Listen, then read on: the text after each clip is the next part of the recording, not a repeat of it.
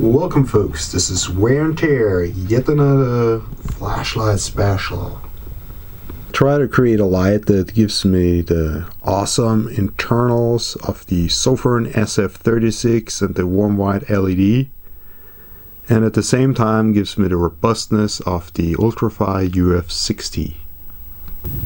I'm not sure if I can actually move the driver electronics because the board might not fit, but I'll try it, and I certainly will switch the LEDs. Step number 1 is disassembly.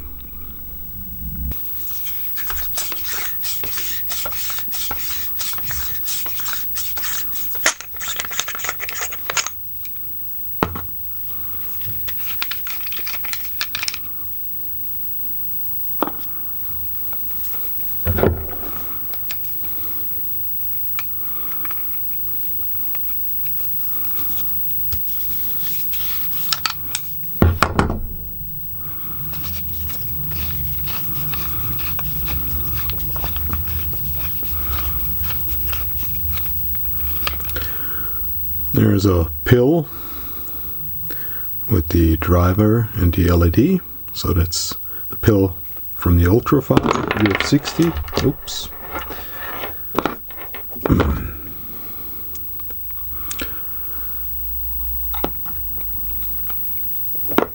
Now our Sofirn.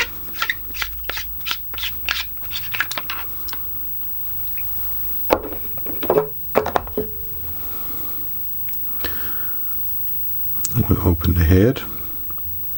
Simple like this. Should be simple like this. Okay. Okay.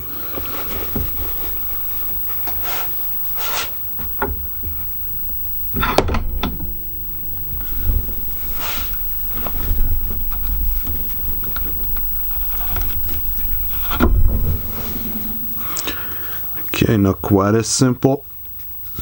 There we go.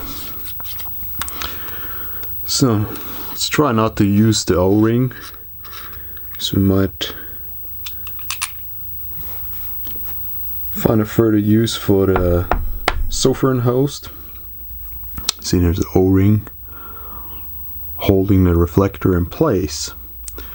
Now this is not very good waterproofing of the front lens.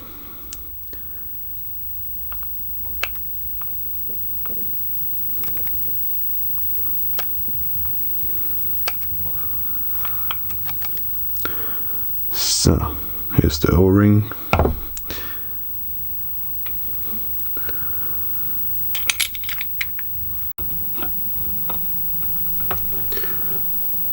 This type of work you need some fine motoric skills. In order to remove the driver, you need to first remove this ring. And this ring, usually you would turn it counterclockwise to unscrew it, but in this case you have to turn it clockwise. Let me get the right type of screwdriver for that.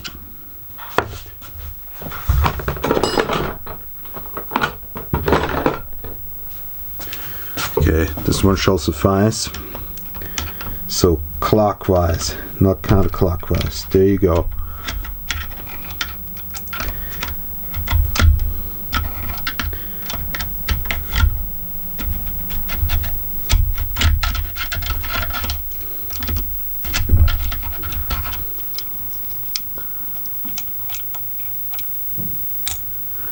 So, and there's the driver. Start work on the pill of the UltraFire UF60.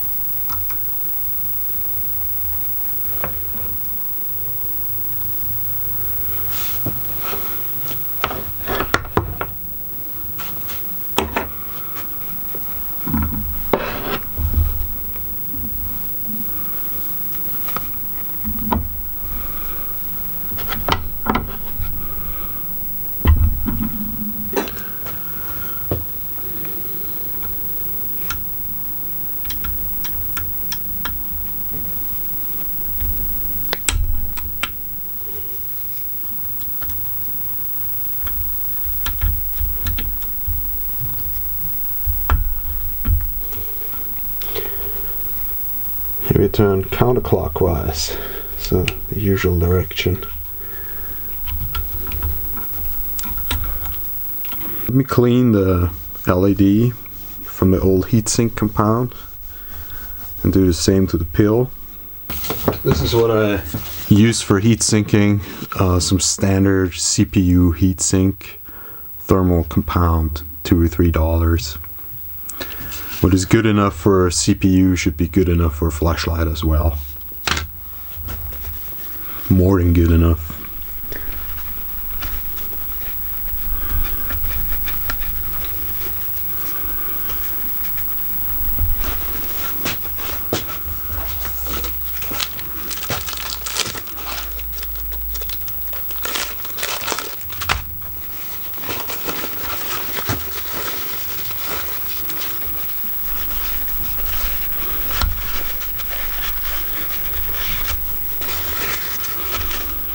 So this is clean enough.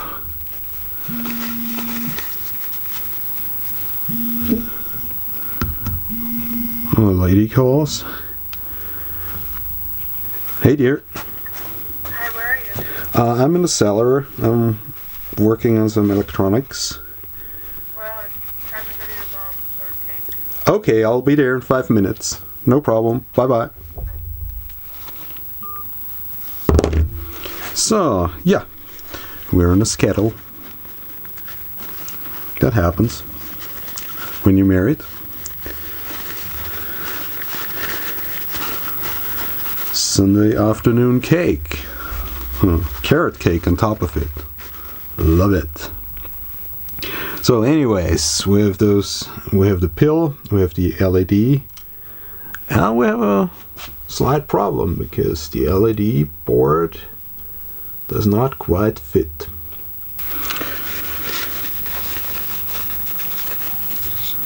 So let's start grinding it down a little bit.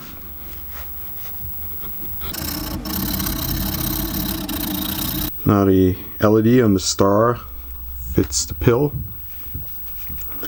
So let's see what we do about the driver.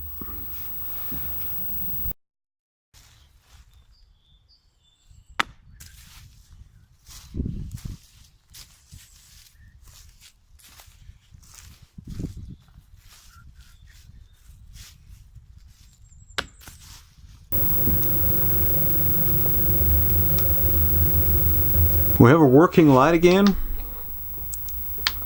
The only problem is I basically made the driver completely obsolete because it's a direct drive light now, because we have a continuous contact here in the negative terminal. I can't avoid that because I have the star much smaller now than it was before, and now I have this permanent contact. If I would have that on the positive side, nothing would work. I would have a short circuit. So now we have a direct drive light, we have no PWM, we have a nice bright quality light. We'll see how bright it actually is. And I'm fine with that because I would use this light on max mode most of the time anyways.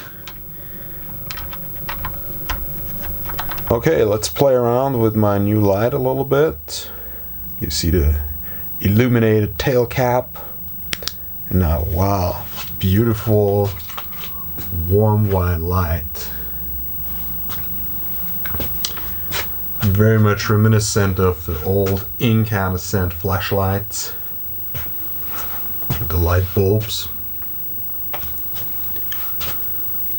Beautifully renders the colors. Looks very natural. It's compared to a jet beam MK1, like around 400 lumen. Okay, right. Yeah, this twisty switch. See it here? Okay, there it is. See the color. Very much a difference. Cold white jet beam. Very bright. And this wonderful warm white light from my modified UltraFire. So Yeah, I'm quite happy with the modification. I wanted such a light. Again, new switch, new LED, old driver. And our approach is about 900 to 1000 lumens. Compared here with the 400 to 500 lumens jet beam. Considering this is warm white light and it completely outshines the jet beam, so it tells you, you can already guesstimate that this is about twice as bright. Alright folks, I'll show you first the UltraFire with the warm white LED. So, creek here, it's in the double-digit minus, so it's freezing over. So this is the type of light quality that you have with a warm white light. And now cold white light of similar brightness, UltraFire VG25. So you can see this is just a cold white light. Not a warm white light.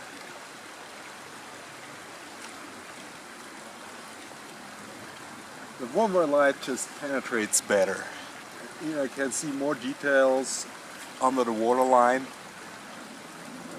and it has better color rendition. It's just a overall much more pleasant light. Now again, the UltraFire in its upgraded state, you can see here the illuminated tail cap. It's quite bright, and it just has one mode. So maximum brightness, and it will dim gradually, which is typically I like current graduated lights who hold a constant brightness over a long time and then you know, completely deplete the battery more or less and then go basically into a safe mode, so I prefer that. But gradual dimming of course has the advantage that you have a visual confirmation about your battery status, and you won't be left in the dark quickly because you see the gradual dimming of your light. So this is the advantage of those lights. So for outdoor purposes alone, gradual dimming is not bad. For me, this UltraFire with the warm white light is the perfect hardened outdoor light.